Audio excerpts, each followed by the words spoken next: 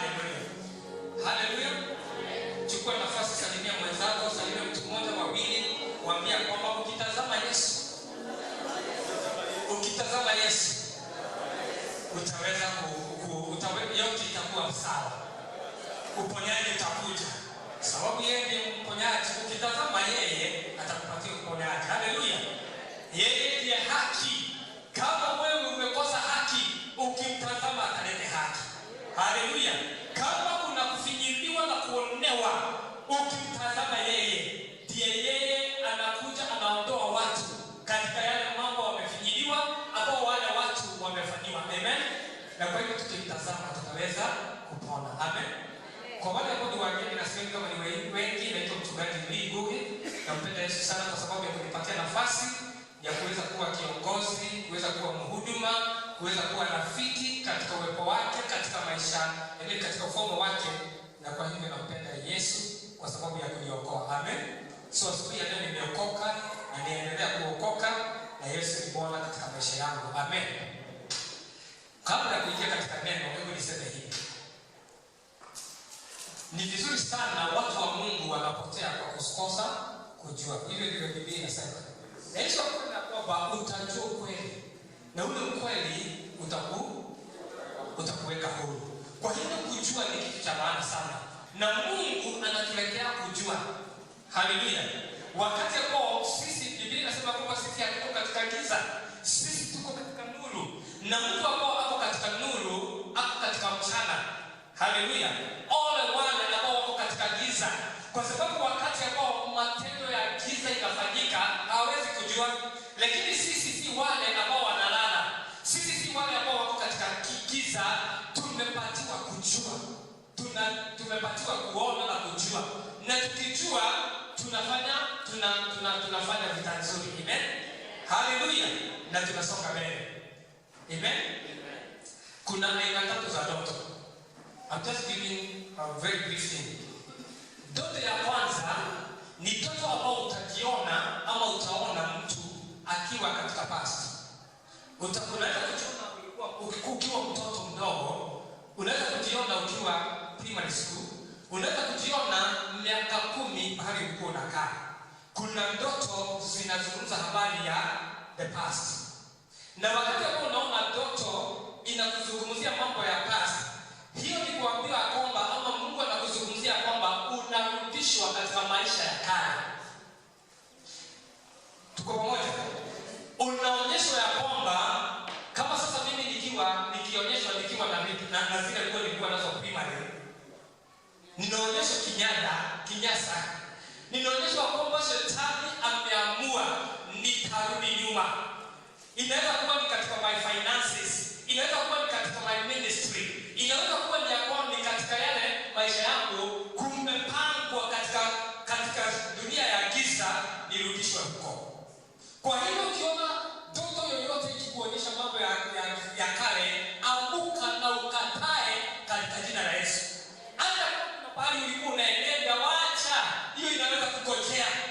Wait, chukua, deal with that dream, kwa sababu ukikataa ku deal with that dream, it will come to pass. Hallelujah. Itakuja kufanyika. Na niko na watu katika Biblia, there are many people I can tell you walijiona na kuna mambo inafanyikanga katika ndoto. Hallelujah.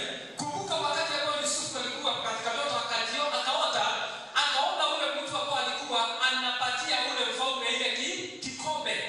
Akaona mwingine ule ambao alikuwa anambebea mkate. It was the past. Na akamwambia kwamba niliona wewe ambao ulikuwa unampatia ni ule alikuwa anampatia mkate. Akaona kwamba ule mkate alikuwa amebeba, zile ndege zilikuja zikachukua ile mkate zikakula ule mkate.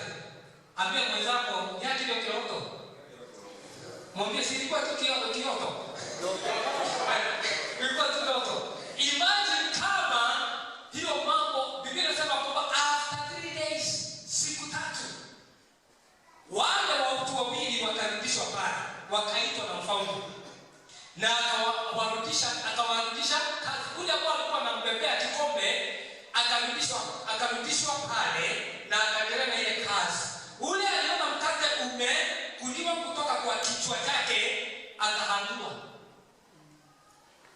Hallelujah. Don't ignore dreams. God speaks in dreams. Hallelujah. And I have, hata kama wewe utakataa, mimi maisha yangu I know. Hata kwa hiyo amuka, they are doing it in the kingdom of darkness. Hallelujah. Bwana sifiwe.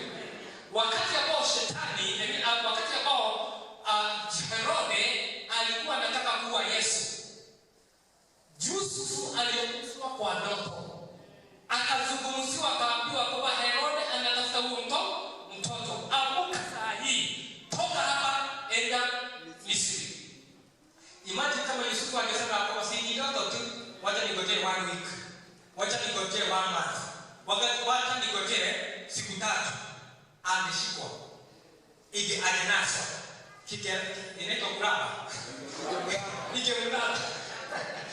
Ukiona ndoto vile uko sahihi, ukiona kwa kanisa the way you are, ukiona kwa nyumbani the way you are, uone bahali ambapo unafanya kazi. Hallelujah.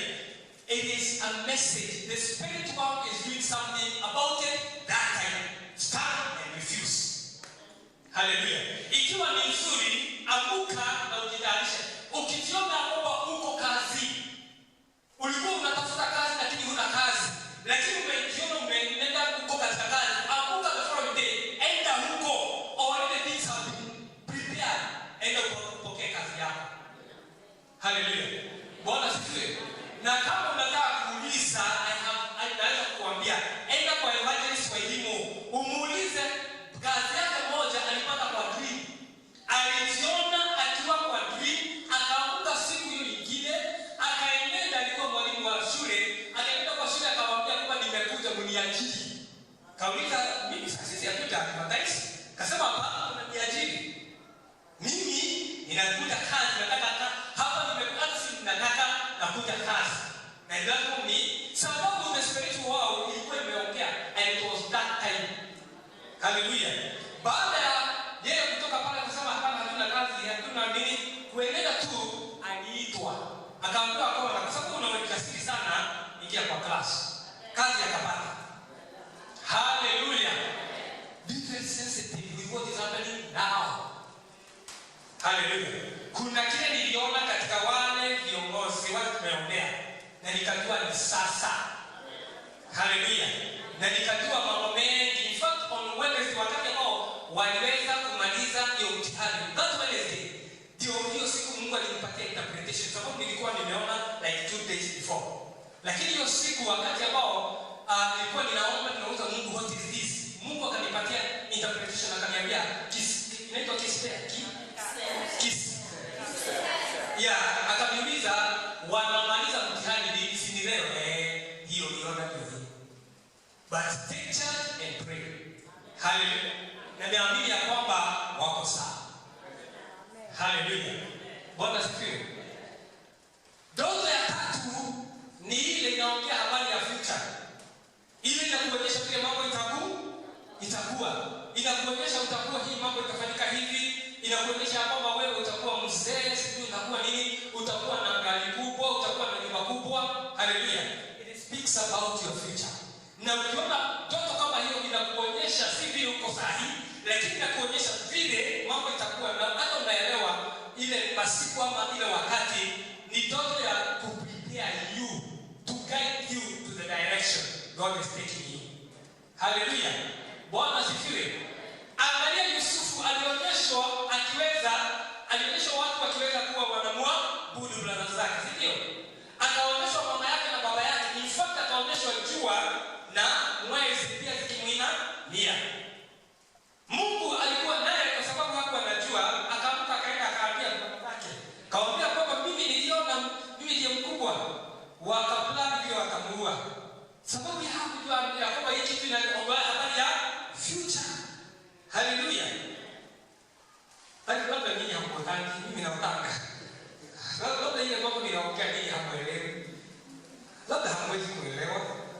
Kuuliza mwenzako unautaka. Unaona nini? Kawaida tu. Ukikula ugali. Yaani uone mtu kama vile niliwaambia. Niliona watu wametoka kwetu nyumbani kwa shamba yetu wanakuja hivi, na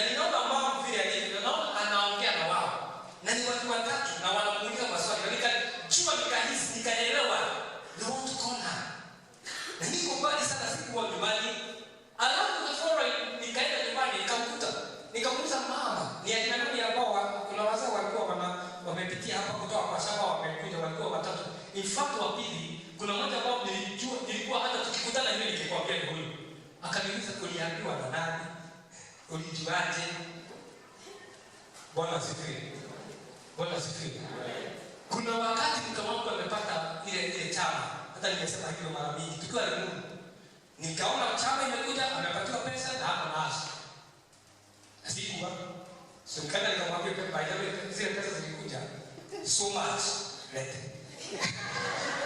Kuna kitu nataka tufanye? Yes. Yaani Mungu hata kuendelea na giza, sisemi kwamba alikuwa na giza, nasema kwamba tulikuwa tunahitaji. Hiyo wakati hata tupata 50 bob ilikuwa na Mungu alikuwa anataka kutuonyesha the direction tutafanya nini nayo, lakini ikabarikiwa. Amen. Bwana asifiwe. Hallelujah. So nawaombea Mungu giza, dunia giza ikizungumza uelewe. Amen. Na msikae kama watu ambao hawajaelewa. Paul anasema kwamba I don't want you to be ignorant about the gift of the Holy Spirit. Now one of the gifts of the Holy Spirit is prophecy. Hallelujah. Moja gift ya Roho Mtakatifu ni kuweza kuelewa the word of wisdom, hata kuelewa revelation, kujua, so that tusijikute hapo tayari si nini niliwaambia the other day. Wakati ambao hii gari ilichukuliwa, wakati hii gari ilikuwa karibu kuchukuliwa, my son Elliot aliona askari wakiwa wamekuja kwetu hapo nyumbani, wakija huko wakiwa wamejaa huko kwa nyumba, and ile nyumba tunakaa, the way it was that time. Bwana anaamka akiwa ananiambia kwamba imagine nimelala leo, nimeamka nimeona askari hapa wamejaa wanatafuta na wao kachukuliwa. Nikamwambia Goro, wewe unaota ndoto ambazo zina miguu. Sitaki ndoto ambazo zina miguu. Nimechukuliwa na askari nani? Kujua mimi ni pastor. Nikatembea tu nikakaa hivyo. Hata yeye alisikia. After some time, huyu pastor Steve na huyu ambao ni Elder Chris, they know the story. Kwa sababu huyu aliniambia, nilipigia simu akaniambia nisijaribu kuruka ile jambo nimewekewa shade. Nikifika shade, nikuje kwa nini nikisimamishwa nisimame. Sababu tayari alikuja akaulizwa ule mwenye gari KAL 188W ndio tunatafuta. Akaambiwa sababu Mungu God is not confused. Yeye akamwambia sasa wachani kumtafuta, mimi nitamletea huyo. Si yeye anajua ni pasta yake. Kawaida waletea. Na baadaye tulienda naye kwa ile police station the following day. So wakati ambao nilikuwa nimegojewa pale shule, akaniambia, nikasema nitapitia hii, nikapitia hii nikasema sitaenda kulala sel. Kabla yetu wale. Afadhali nijibele, lakini nilala kwa nyumbani na watu wangu at least for that day, because itakuwaje. So the following day nikamuita, nikamwambia twende. Mtu akaenda peke yake. Sijui kama ulikuwa unapata. So tukaenda na yeye. Tukifika huko, tunangojewa na madhubuti, tunangojewa kama mwizi.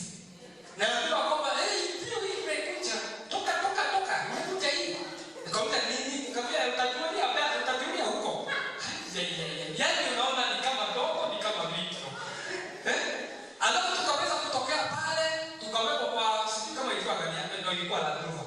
Tukawekwa kwa la Rover kutoka pale ili tukuje kwa nyumbani nichukue sisi ilikuwa barua ya gari na nini. So nimekuwa guarded all over. Askari nikiingia kwa nyumbani, wengine kwa gate, nikiingia kwa nyumba, wengine nje, wengine wameenda pale wengine. Mke wangu aliwaona akasema kwamba ndio nyumba. Ile ndoto ile kimia. Maji. Exactly. Anyway, topic ya leo sisi. Lakini ninasema mimi hapo ndani mimi naona mtu ndani. Mungu hawezi hataki wewe kunaswa. Before it happens he will show you. Hallelujah. Kile kinapangwa katika dunia ya giza saa hii. Watapanga, lakini Mungu atakuja kukufunulia. Hallelujah. Na wewe ukifunuliwa sababu una silaha. Biblia inasema kwamba una silaha ambazo zina nguvu katika Mungu. Bomoa, haribu, Hallelujah. Frustrate the devil. Na haitafanyika. Lakini kwa umelala tu unasema hiyo ndoto wewe. Itakuja useme gani ndio nyuma. Imetokea vile ilikuwa. Now, Bwana asifiwe. Nataka tuweze kuongea, tuko katika Acts chapter 13. Kwa Bible study tulikuwa katika Acts chapter 9 na sirudi kile tulisema kwa Bible study wale ambao walikuwa Bible study mara moja.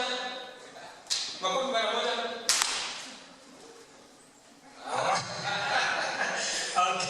So tulikuwa katika chapter 9 na tukasitaki kurudi pale kwa sababu chapter 9 tulienda kwa Edwin alituhubiria chapter 9 about Saul, na tukaanza kukuta kwamba katika kuna watu wengine wawili wameongeleshwa habari yake.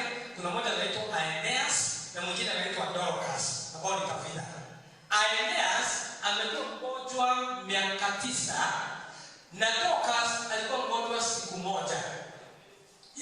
So nikasema kwamba haijalishi shida imekukalia miaka ngapi. Wakati Yesu anakuja unatolewa katika hiyo shida. Haleluya. So haijalishi hata kama umekuwa huyu Aeneas alikuwa mgonjwa kwa miaka 9 years. Lakini tu wakati ambao Petro alikuwa anaenda, Roho Mungu akamuelekeza mpaka huko. Na akamkuta pale akamwambia Aeneas, Yesu Kristo anakuponya.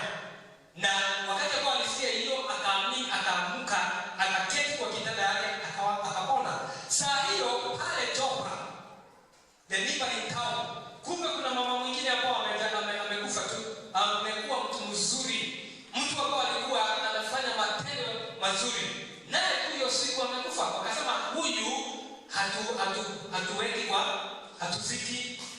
Bwana asifiwe. Ni wakati wanakumbuka Ananias alizikwa ile siku alikufa. Ile. Ni wakati wanajua hiyo. Si Yuda walifanya hivyo. Wakati huo Wayahudi walikuwa ukikufa kama Waislamu. Ilikuwa hiyo siku ukikufa hiyo siku hiyo unazikwa. Iposa Anania na Safira walizikwa hiyo siku. Na Yuda walifanya kazi ngumu. Ukimagine 3 hours wanaenda wanachimba ile shimo. Alafu na ibada inaendelea, wanazika. Kumaliza kurudi, wanakuta naye mke wake Safira ameanguka.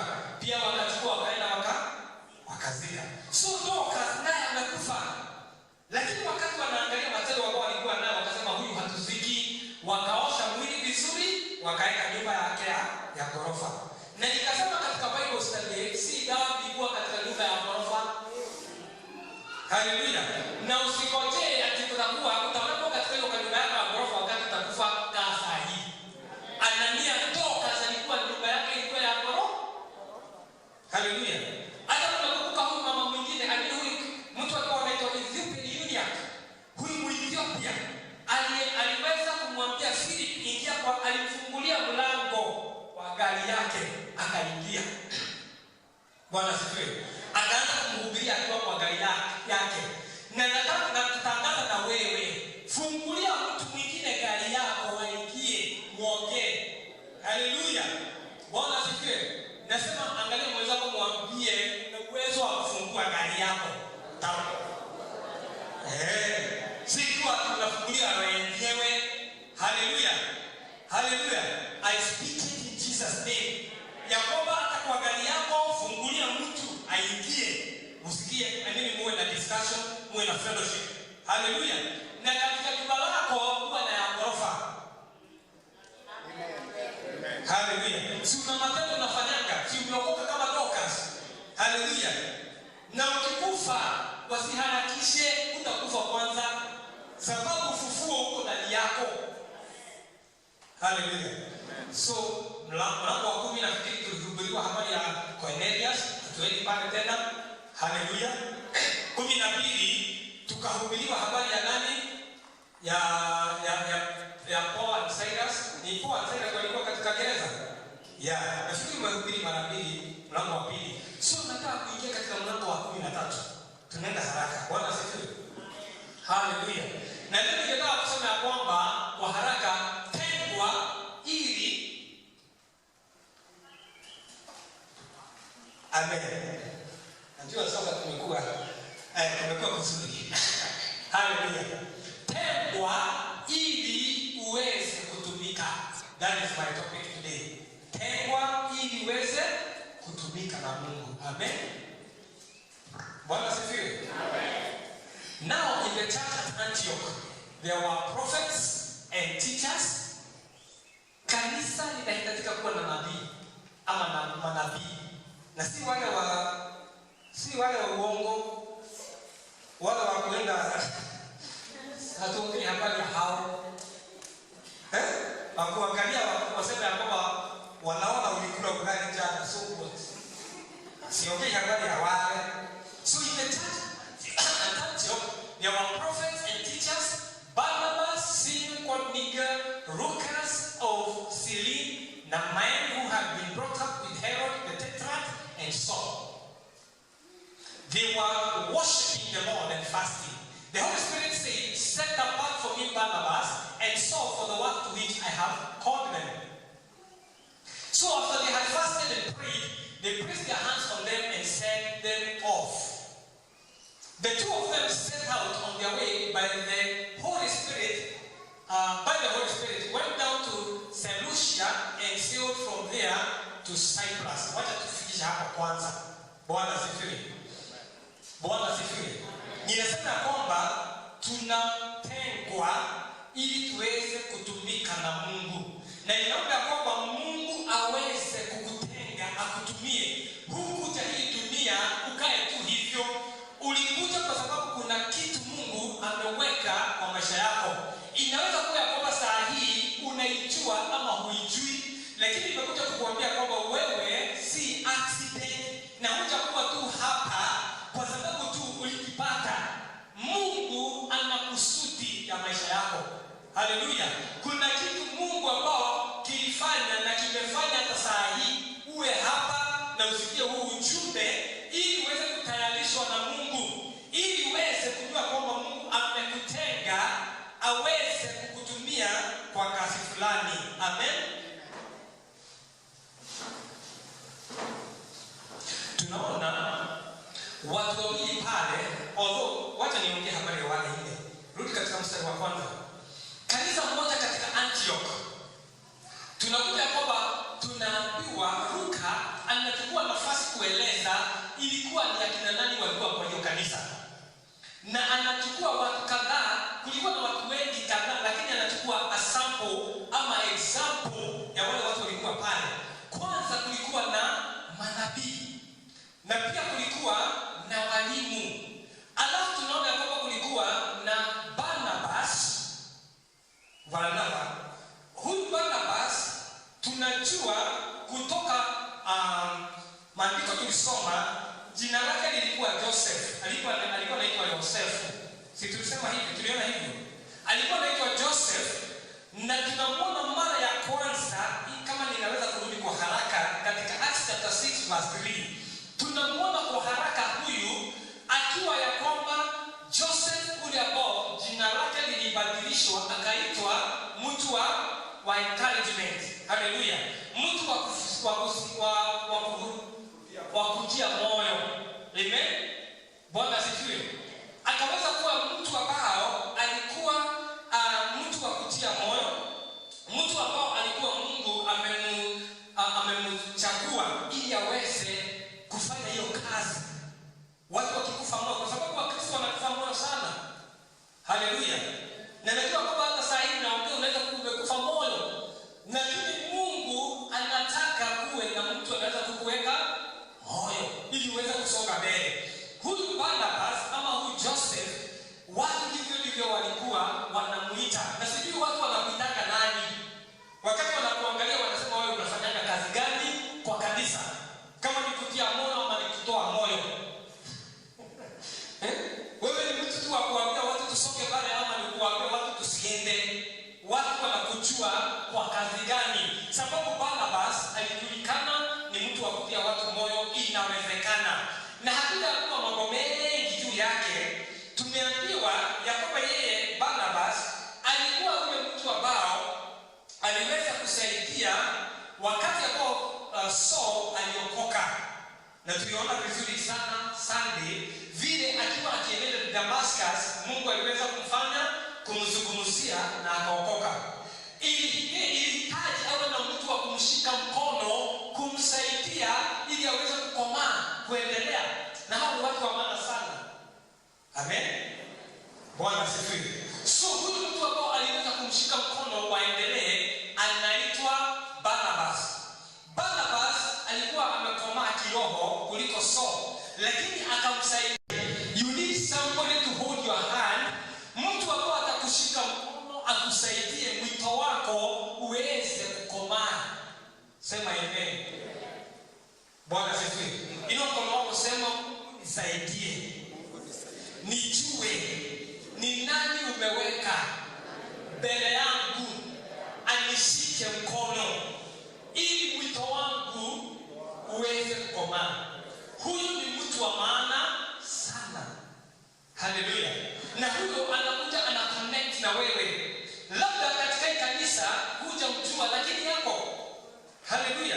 Labda wakati mwingine unamkuza anaanza kuwa ya kwamba ni mzee kiroho kuliko wewe ama ana experience fulani kuliko wewe, lakini ni mtu wa maana sana na ni vizuri kumheshimu sababu atakusaidia.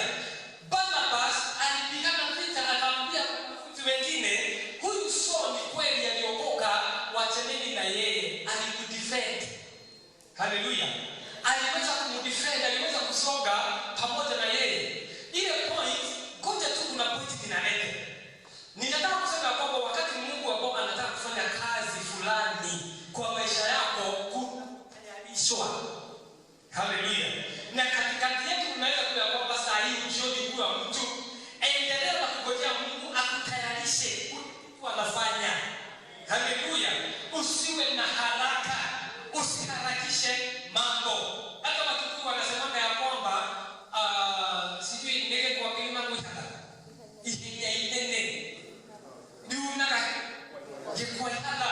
Haleluya. Usiwe mtu wa kuharakisha. Wakati mwingine hata kama unaona ni kama hakuna kitu kinaendelea, Mungu anakutayarisha. Kuna watu wanatumia kukutayarisha. Na ninazungumzia hii na naamini ya kwamba leo kuna mambo nitajibu. Nimeulizwa maswali na ningetaka kujibu ili tuweze kuelewa. Najua tuna campus 2, najua tuna campus 3 na nimeulizwa maswali. Sikiliza vizuri, Mungu atakujibu. Haleluya. Bwana asifiwe. Bwana asifiwe. Mungu kabla ya kazi kufunguka ama huduma kufunguka na tayarisha wahuduma. Na wahuduma ni watu wa maana sana, wanaweza kuchukua wakati mrefu kutayarishwa. Haleluya. Jambo la pili na muelewe na msikilize vizuri. Katika campus ile tu tunaenenda Letogota na ile ingine tunaenenda campus 3, hakuna mtu hapa tutatuma ambao hana mzigo. Haleluya. Wewe unakuwa na woga ambao tunaweza kukutoa kukuforce uenende. Hapana, tunajua maandiko iko aje. Wewe sema sana baada hii. Wewe ndio ulikuwa unaona kwamba labda inaweza kukuambia kwamba wewe pastor wewe na wewe enda pale hii. I don't want like that. I know the Bible. Haleluya. Ni lazima uwe Mungu anatayarisha mtu, anamweka mzigo. The burden. Kwa sababu kazi ya kanisa ama kazi ya Mungu si la muda kidogo. Ni lazima kuwe na mtu ambao amebeba ule mzigo. Haleluya. Hebu nisikilizeni. Daystar University saa hii iko na zaidi ya 8,000 students. 8,000 saa hii ambao wanafanya courses tofauti. Hii Daystar University ambao nimekuwa huko like 14 years now, ilikuja hapa Kenya kwa sababu ya mwito wa kijana mmoja wakati ule anaitwa Donald Smith, Professor Donald Smith. Mke wake alikufa last year, tumemzika Daystar. Lakini Donald yuko pale, he is almost 100 years now and he is alive.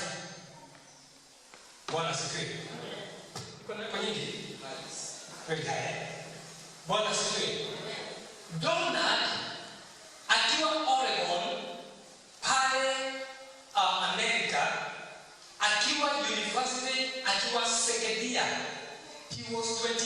years old. Smith alikuwa miaka 22.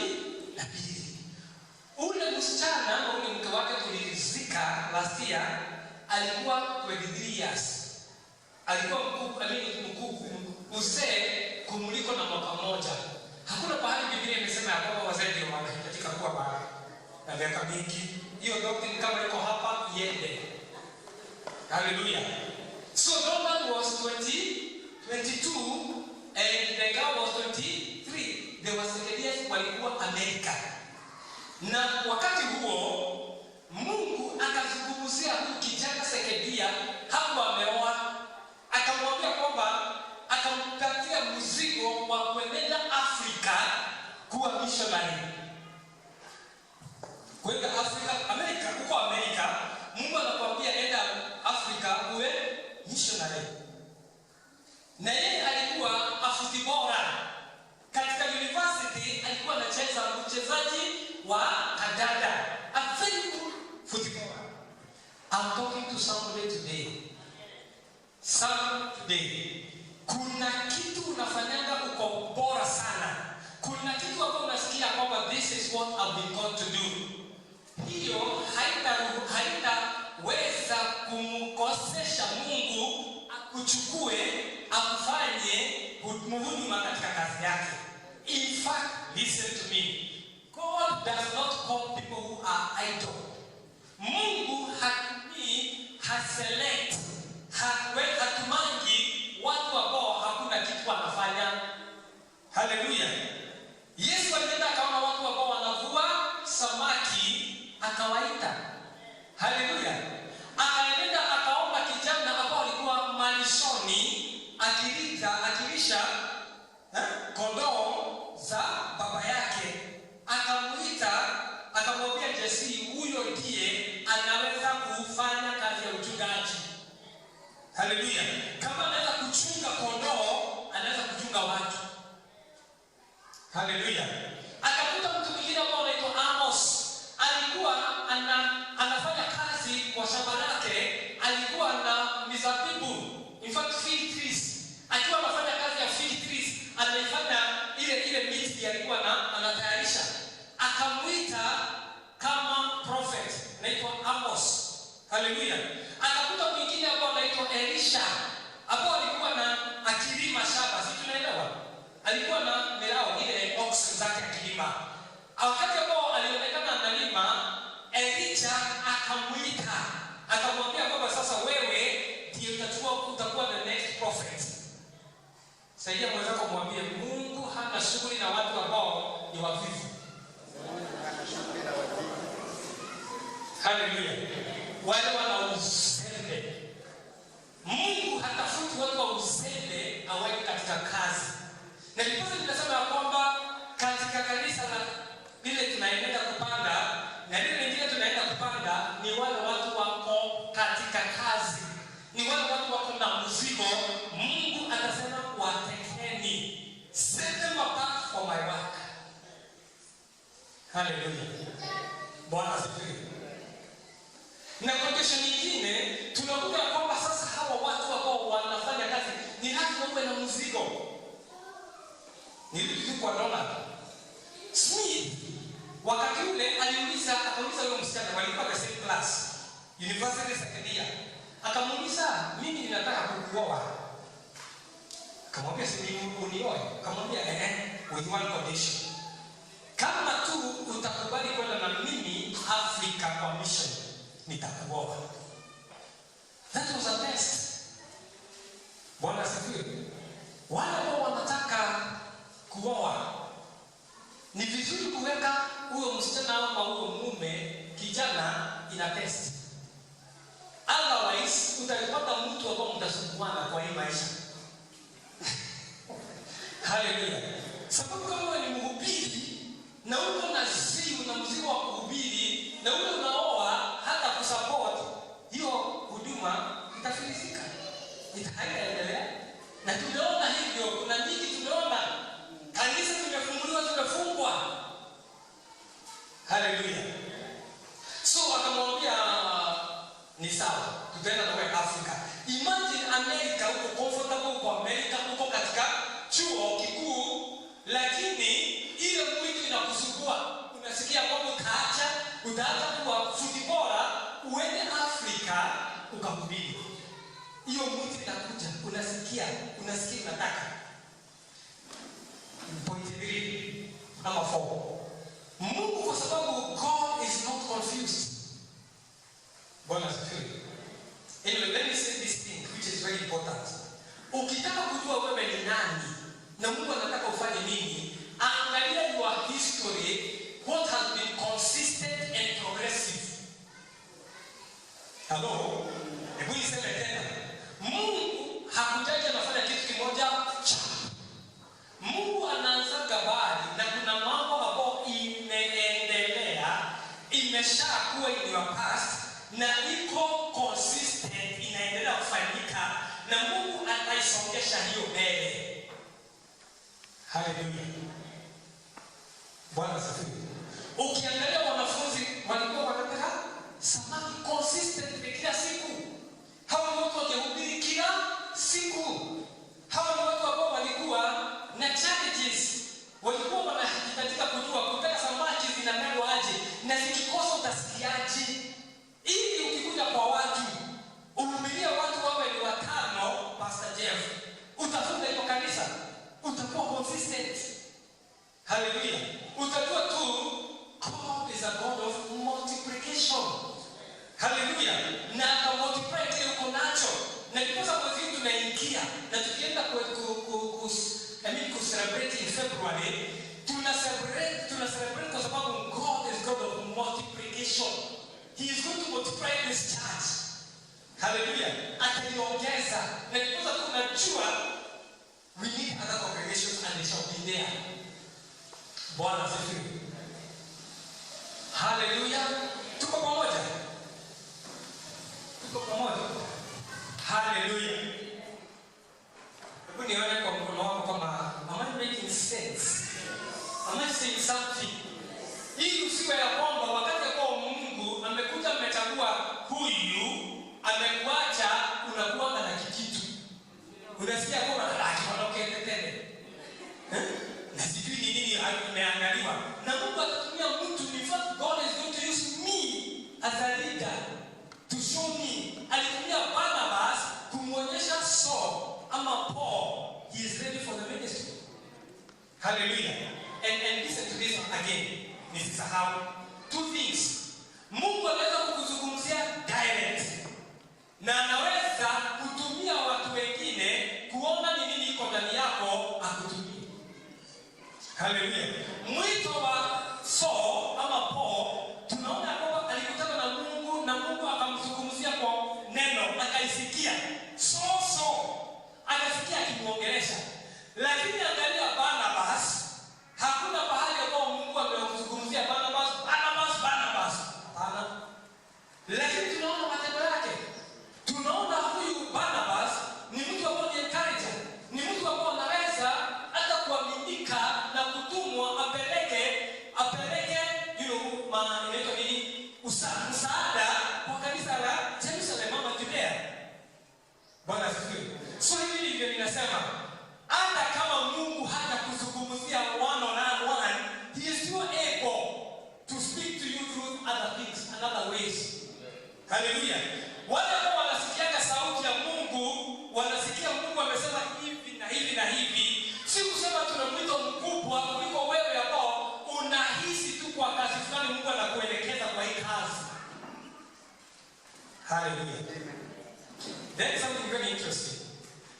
Kabla ya kufika pale kwa tuko chapter 13, Biblia inasema Barnabas and Saul. But after chapter 13 imebadilika. It is now Paul and Barnabas.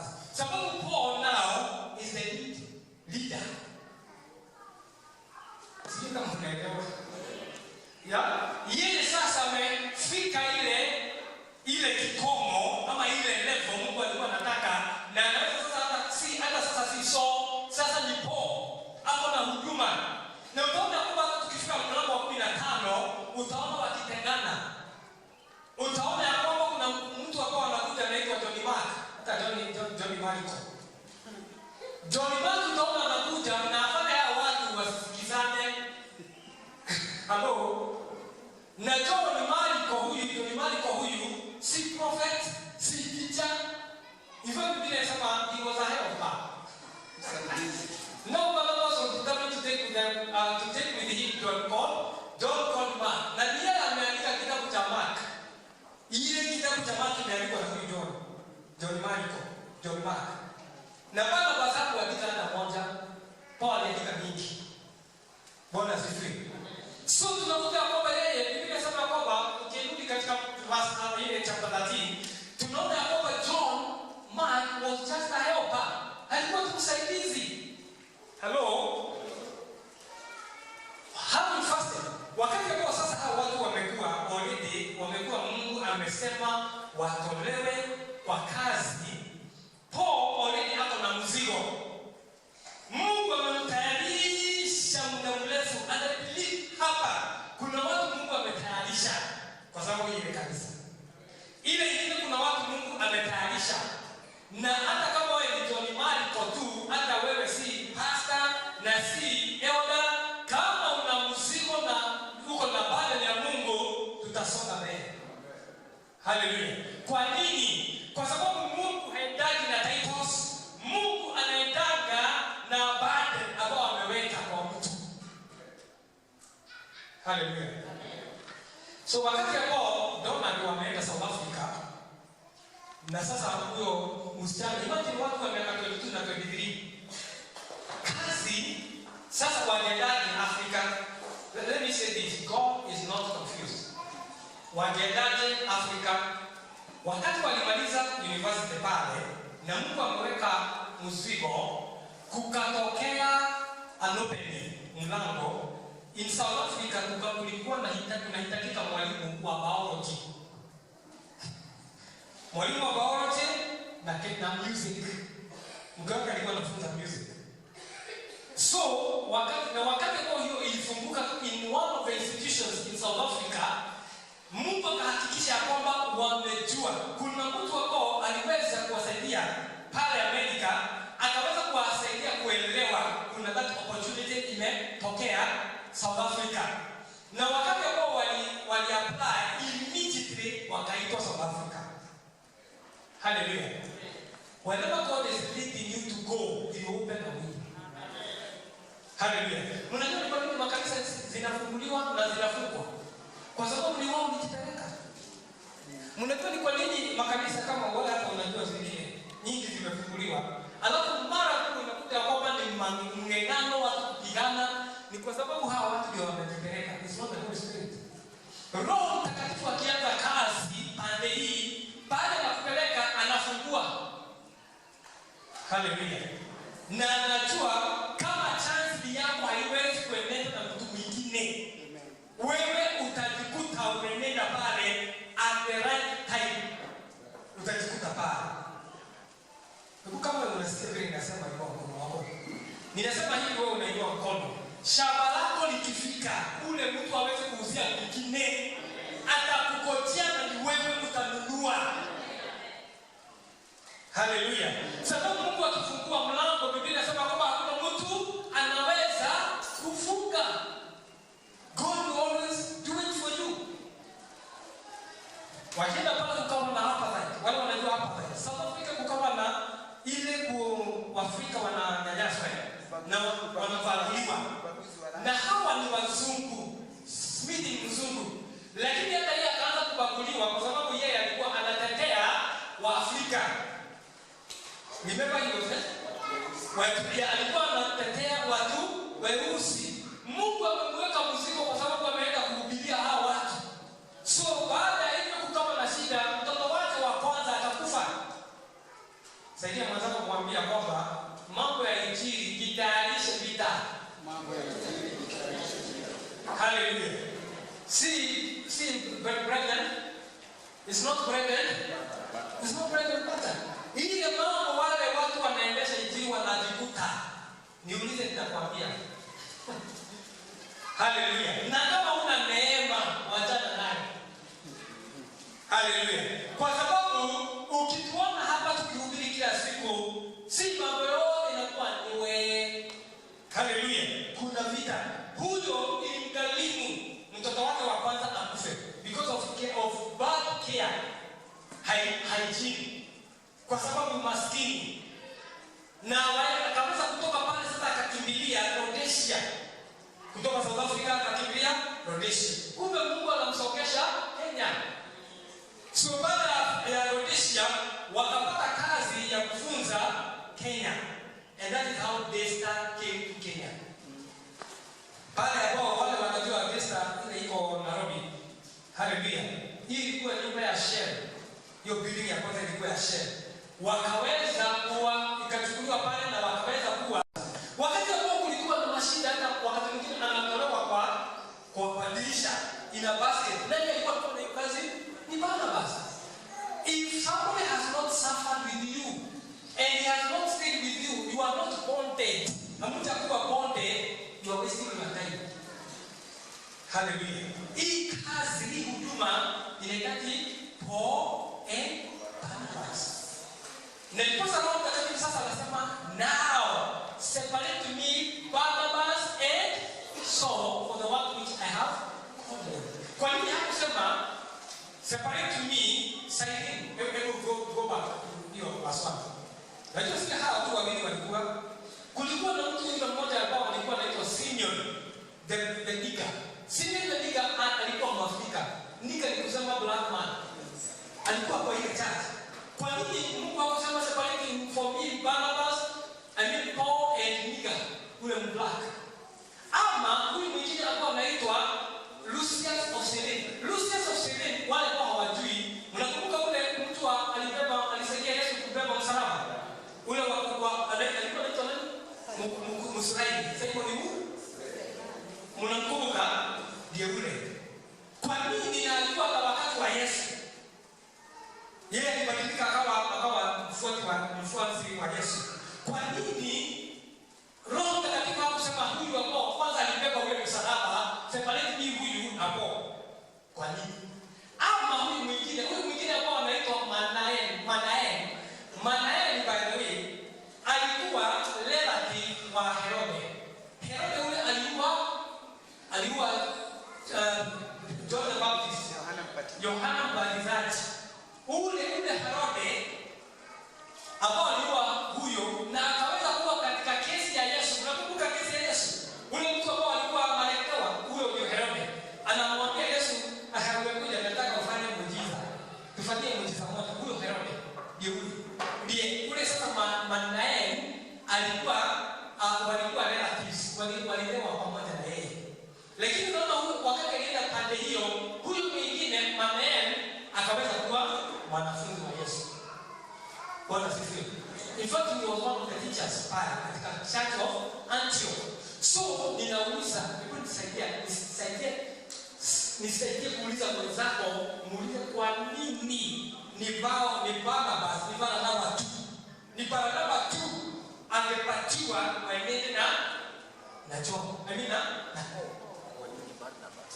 Kuna kitu kinaitwa Paul.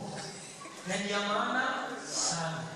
Kama unataka kusonga katika huduma, jua ni nani ambao mmeshikanishwa katika huduma. Ni nani ambao mnaweza kuomba pamoja? Ni nani ambao mnaweza kufunga pamoja? Ni nani ambao mnaweza kwenda mission hata kama si bahari, hapa tu unamkuta tu unaendelea kwa mission. Huyo ni mtu ambao Roho Mtakatifu anajua roho zenu zimeunganishwa. Ni hosha ndiye. Bwana asifiwe. Roho zenu ziko pamoja na mnaweza kufanya kazi pamoja. Bwana asifiwe. Inamaanisha kwa na dakika 2. 3. Bwana asifiwe. Hallelujah. So kuwa na mzigo, jua ni nani, angalia your history. Ni nani huyu ambao Mungu amekuwa anakushikanisha naye? Kwa sababu huyo ni mtu ambao Mungu anaweza kuwa kwamba prepare and you are preparing them. Bwana asifiwe. Bwana asifiwe. Amen. I hope you are unasikiliza injili. Bwana asifiwe. So ni nani huyu? And then number 3, they laid their hands on them and then they sent them away. Having fasted and prayed, they laid hands on them and sent them away. Therefore, so being sent out by nani aliwatuma? Nani alisema wawe